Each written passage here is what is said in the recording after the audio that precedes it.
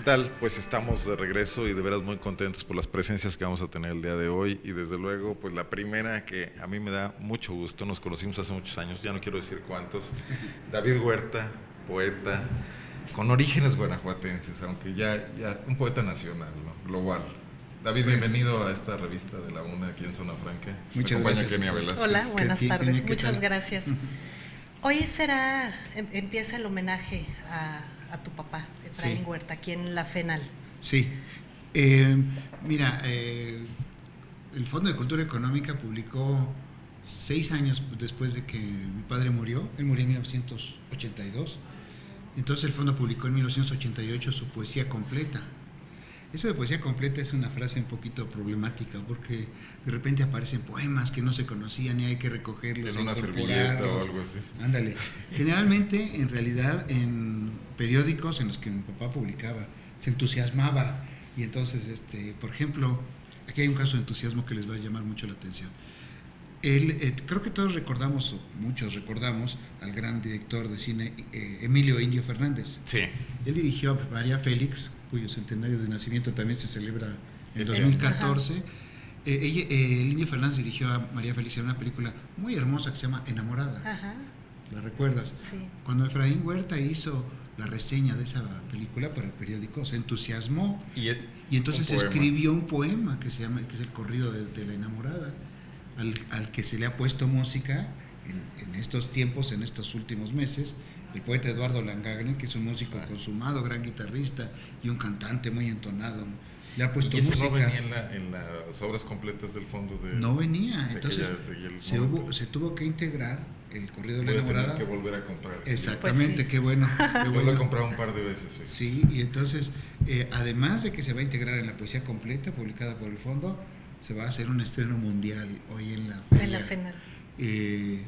Va a ser algo extraordinario, conmovedor. Yo apenas conozco los borradores de la música, es un corrido en toda forma, con todas las de la ley, el corrido de Efraín Huerta, en el que se combina su nombre y su obra con la del gran director de cine, el Indio Fernández, y con María Félix, que por cierto era muy amiga de don Efraín Huerta. De don Efraín. Sí. Oye, ¿y qué significa para Guanajuato estos 100 años de Efraín Huerta? A veces nos queremos colgar un poco de la fama de él, pero deberíamos hacer más cosas aquí que lo vinculen, ¿no?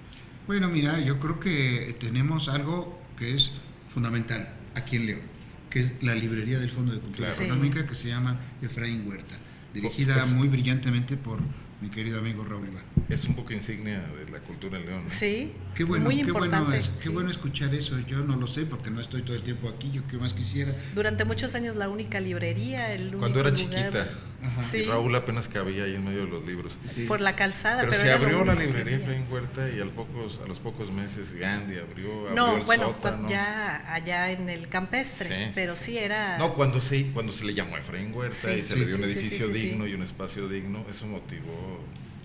Una insignia, qué bueno que sea una especie de punta de lanza, ¿no? Una referencia para, vamos a decir así, muy vagamente hacer cosas, pero que sean cosas, mesas redondas, cursos, lecturas de poesía. Pero además una cosa estudio. importante, David, que tú vas a entenderme, una librería culta, una librería de libros serios, una librería donde encuentras filosofía, sociología, pero luego llegas a una librería donde encuentras en la primera mesa puros libros de autoayuda y bestsellers y también dices, ¿qué es esto? Sí, no, es una librería en toda forma, una librería en la gran tradición de las librerías cultas, como dices, pues sí, de las librerías, punto, ¿verdad? Que lo otro quizás son expendios o tiendas o almacenes de quién sabe qué. Entonces hay una base para crecer desde ahí a una mayor presencia sí. del cocodrilo en Guanajuato. Y por otro lado está la feria y la vinculación natural y además muy cordial, las relaciones muy cordiales entre la librería, la gran editorial, el Fondo de Cultura Económica y la feria, ¿no? Que es una feria que va cada vez mejor.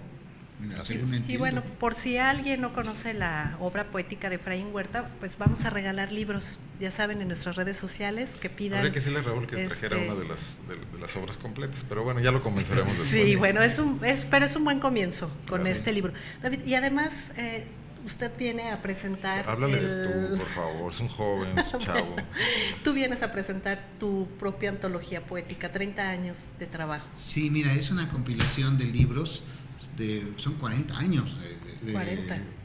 Es que tú eres muy joven, entonces no te imaginas que es 40 años, así como varios siglos. De 1972 a 2011, casi 40 años. Se llama La Mancha en el Espejo, y mañana va a haber una reunión con un amigo muy querido, muy admirado, que es el poeta Jorge Esquinca, que viene aquí, él tiene un taller en la librería del Fondo, y vamos a conversar sobre poesía, y con el pretexto de esa compilación de libros poéticos que también publicó el Fondo de Cultura Económica. Esa charla es mañana dentro de la FENAL. Mañana es sábado. ¿A qué horas es? Para que todo el mundo no me acuerdo, sepa. Pero al ratito. Raúl, ¿a qué horas es la charla? A las 6 de la tarde. Muy bien. Sobre esa antología que mostraste, Kenia, de Efraín Huerta, antología poética, hay que decir que fue hecha por el escritor Carlos Montemayor, que murió hace algunos años, y que es uno de los exactamente chihuahuense, que fue uno de los estudiosos más serios de la obra poética de Efraín Huerta.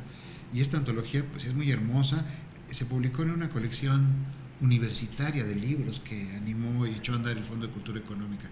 Hay que decir también, creo que se cumplen los 80 años de la fundación del Fondo de Cultura Económica. Y pues de eso vamos a platicar con Pablo Rufo al rato, pero también contigo, por supuesto. Es que todo está enlazado, como puedes ver, ¿no?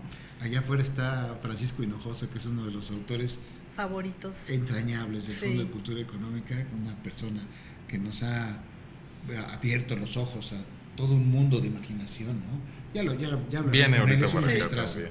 ¿Tú qué estás haciendo después de esta antología poética? Pues sigues escribiendo, pero ¿qué proyectos? Sigo escribiendo, fíjate que alguien me decía, es posible, hay vida después de La Mancha en el Espejo, esta compilación.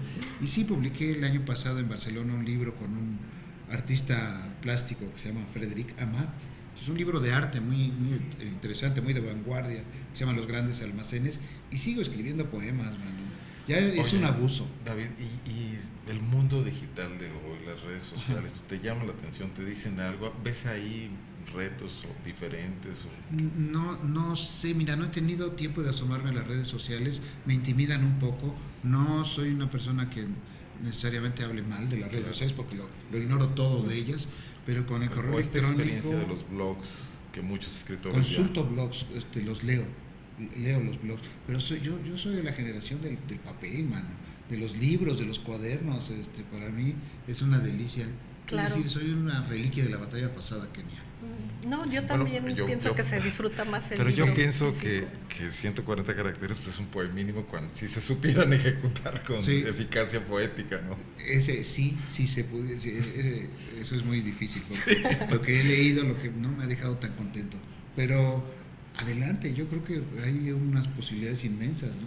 A mí lo que me preocupa es la liquidación, la abolición de la vida privada, que es un valor que yo todavía defiendo, pero parece que está en vías de extinción, es un poco aterrador para mi generación. Nos tendremos que adaptar, ¿no? Pues sí, verdaderamente. Ustedes, porque yo ya no voy a estar aquí para terminar de adaptarme. Vienes a León hoy, hace 3 años que no venías, ¿no se requiere una presencia más fuerte tuya que a dirigir algún taller? Aprovechar esta muy buena asentamiento del Fondo de Cultura en León para que un autor que tiene raíces guanajuatenses. Yo encantado, Raúl Iván me tiene que contener porque le digo, invítame ya, sí, pero tiene muchas otras cosas que hacer y gente con quien tratar y atender, pero yo encantado. A mí me gusta mucho Guanajuato, me gusta mucho la ciudad de Guanajuato, León, Irapuato, así la voy poco, pero me encanta. Bueno, pero el año pasado, en la presencia que tuvo Guanajuato en la Feria de Libro de Minería, bueno, también se le dio un espacio muy importante a tu papá. Por supuesto, en alguna forma estuvo dedicada, en alguna forma, no franca y abiertamente, pero Fernando Macotela decidió que se presentara un busto, una escultura de Efraín Huerta en el descanso de la escalera magnífica, neoclásica, de Tolsá en el Palacio de Minería, y entonces sí hubo algo así como un homenaje muy abierto, muy franco, muy lleno de cariño, hubo muchas lecturas, mesas redondas, y por otro lado hay unos centros culturales que son los faros, en el oriente de la Ciudad de México, ahí también hubo actividades, son barrios bravos, colonias populares, y los centros culturales que han estado trabajando ahí desde hace algunos años le hicieron homenaje continuo y muy enérgico a Efraín Huerta, también en el Palacio de la Autonomía. Todo esto pasó nada más en febrero. Sí, del año Luego pasado. En marzo el mes estuvo bastante ocupado por don Octavio Paz, que por supuesto es una figura importantísima, tan ligado por lazos amistosos y poéticos a mi padre. Con Efraín Huerta, Les cuento algo que es un poquito, da un poquito de color a conversación, creo. Octavio Paz fue testigo de la boda de mis padres en 1940 o 41. Entonces, el acta que tenemos... ¿No fue padrino tuyo? No, fue una especie de tío así que me intimidaba un poco, pero muy cordial a fin de cuentas. Pero en el acta de matrimonio de mis padres, mi mamá se llamaba Mireya Bravo, se casaban Efraín Huerta Romo y Mireya Bravo Munguía, los testigos fulano y perengano, y Octavio Paz Lozano, empleado público, 27 años. Bueno, esa acta ha de valer mucho. Pues sobre todo para la familia. Exactamente.